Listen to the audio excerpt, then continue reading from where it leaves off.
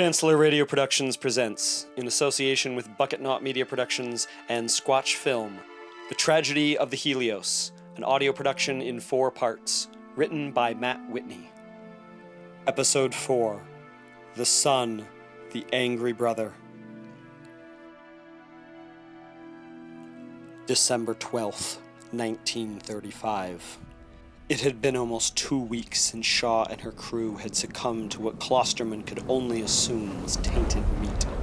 How it had become so was a mystery, but for once, Klosterman was thankful for his medically mandated vegetarianism. Images of the dying crew, of Shaw, flashed in Klosterman's mind as he trudged, step by step, through the endless tundra, pulling the last remaining cart. Astor slept on the cart, surrounded by empty supply crates to shelter him from the wind. His chest barely rose. It was clear he would die soon if help was not reached. Only 2 dogs had survived the poisoned meat, but they died of exhaustion 2 days later. Klosterman was afraid to eat them in case they too were infected, and because it was now unnecessary, what with only 2 mouths to feed, and one of them barely eating. With only his thoughts for company the last 12 days, Klosterman had turned his mind more and more to the black-robed figures.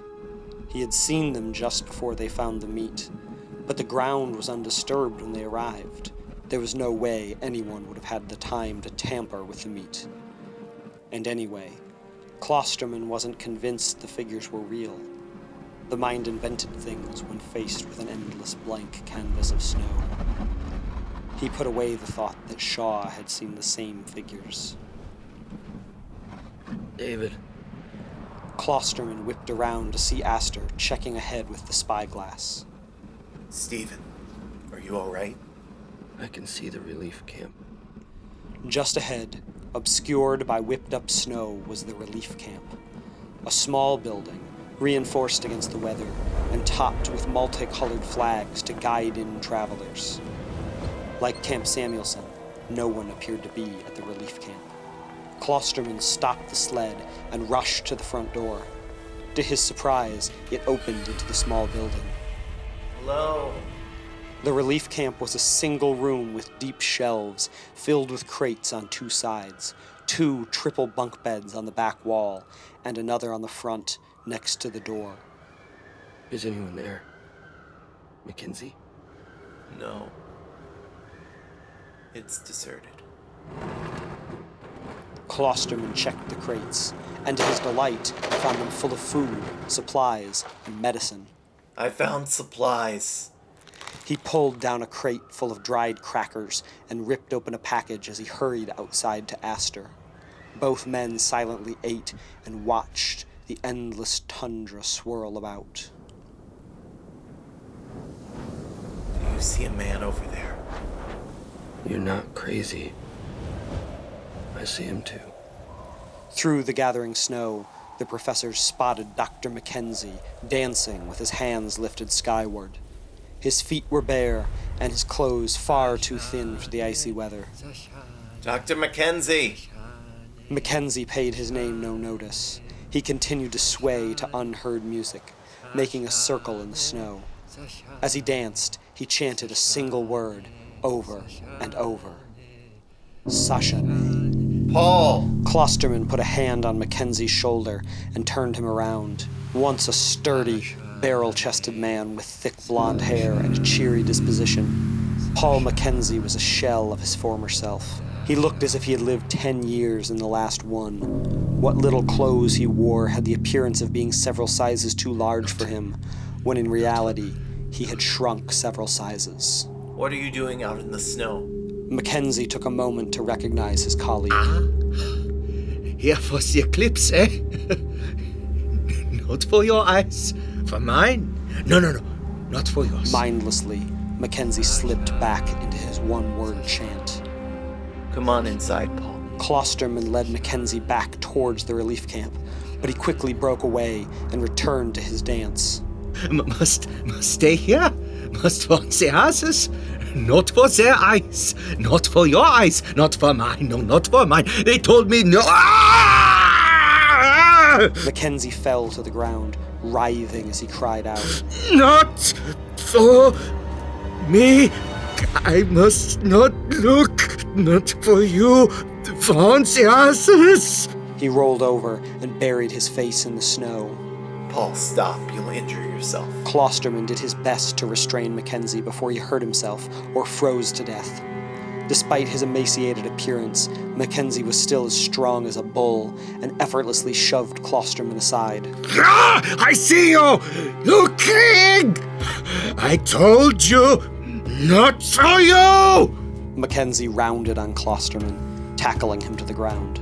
They scuffled, neither gaining the upper hand, until Astor, watching helplessly from the sled, hurled the spyglass at Mackenzie.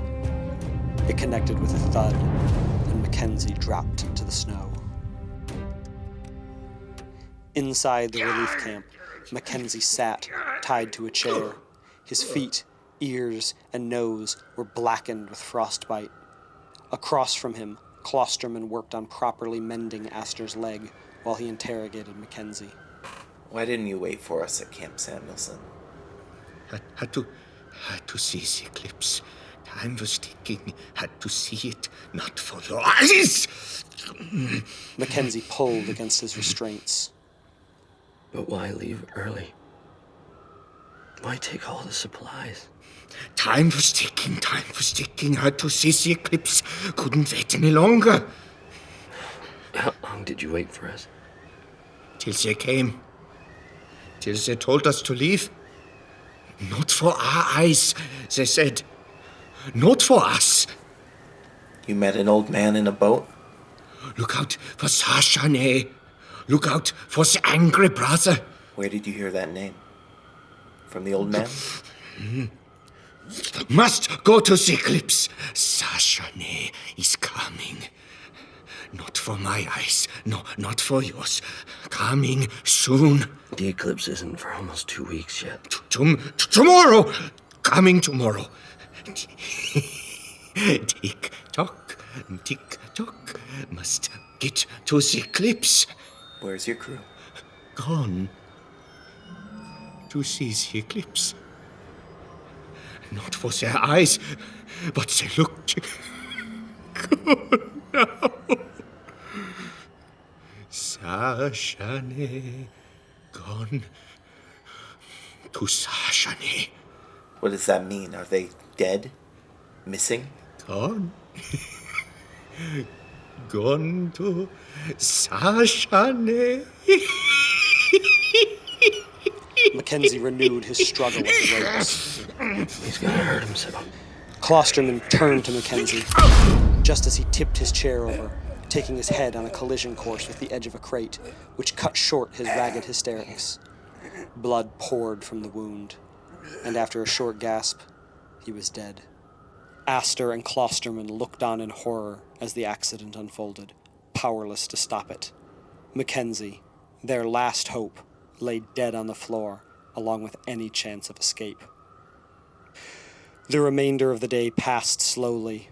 Klosterman had taken Mackenzie's body outside, but it did nothing to remove his words from the minds of the men. Soon, the oppressive silence gave way to debate on what to do next. We seem out of options by my estimation. We've plenty of food. Aye, but that matters little when we have no way of leaving here. Do you expect to wait till my leg is healed? No, I don't know what we'll do. There's a chance Mackenzie's team left something we can use. Unless they left us dogs somewhere. I don't see it doing us much good. You can't pull me and our supplies hundreds of miles back to I Samuelson. know, Stephen. It looks grim. Dwelling on that serves us nothing. I'm only being realistic.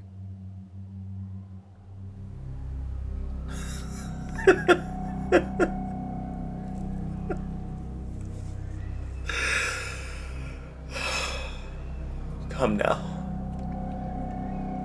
We could be realistic tomorrow. Tonight, we can at least enjoy some food and drink. Klosterman raided various crates, bringing out all sorts of delicacies by Antarctic standards. They even found a bottle of whiskey tucked behind cases of socks. The two men ate and drank and reminisced about their lifetimes of adventure, and for a moment, all thoughts of Mackenzie and of dying and even of Sachane were put from their mind. The men celebrated their lives until the whiskey was gone and they drifted off to sleep. Sometime later, Klosterman awoke and groggily pushed off the floor. He took a moment to orient his still inebriated mind. Aster? The cot set up for Aster was empty, and there was nowhere else to hide in the square room. Stephen? Klosterman struggled with his winter gear, stumbling about. He ripped open the door onto the blinding, white snow. The tundra was completely still and silent. Stephen! The name rang out over the ice to no response. Klosterman turned a circle, but saw nothing save the building. Faintly at first, but steadily growing, came the chant of Sachane. It came from every direction, and a moment later, Klosterman saw why, as he was surrounded on all sides by black-robed figures. Hundreds of them materialized on the horizon, closing in a vast circle around Klosterman as they chanted the name of their arcane god. Gradually, darkness spread across the sky as the sun slipped behind the moon. All at once, the circle removed their hoods, revealing faces as hollow as Mackenzie's that looked up to the sky in unison. The onlookers screamed and shouted, beat their bodies, and tore their robes. Klosterman turned to take in the full horror of it all.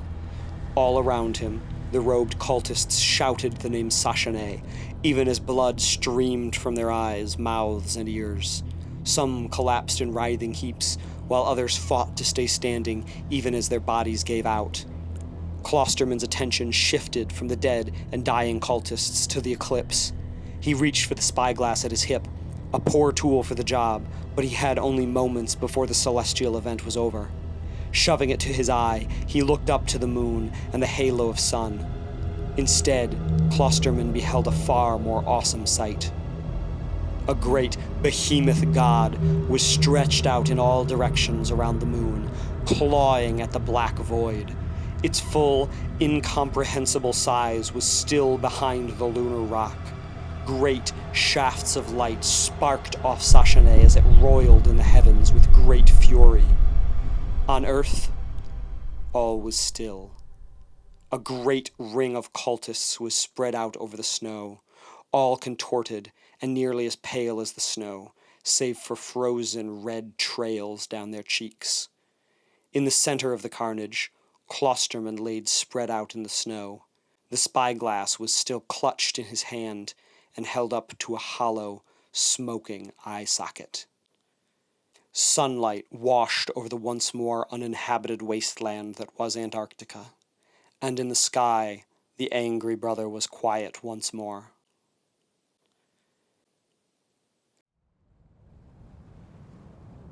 The Helios cut through the water, leaving behind the Antarctic peninsula, en route to Argentina. Captain Mosley looked back at the receding coastline and could, at a distance, see the eclipse wash over the frozen continent. He pulled his heavy coat around him, but he knew his shiver was not from the cold. The eclipse had given him an uneasy feeling, and somehow, he knew, this would be his last visit to the South. Thank you for listening to The Tragedy of the Helios, an audio production in 4 parts, written by Matt Whitney. Performances by Tyler Savino, Jordan Mullins, and Stephen Planalp. If you have enjoyed this presentation, please share it with others and subscribe to our channel to be the first to hear about future productions.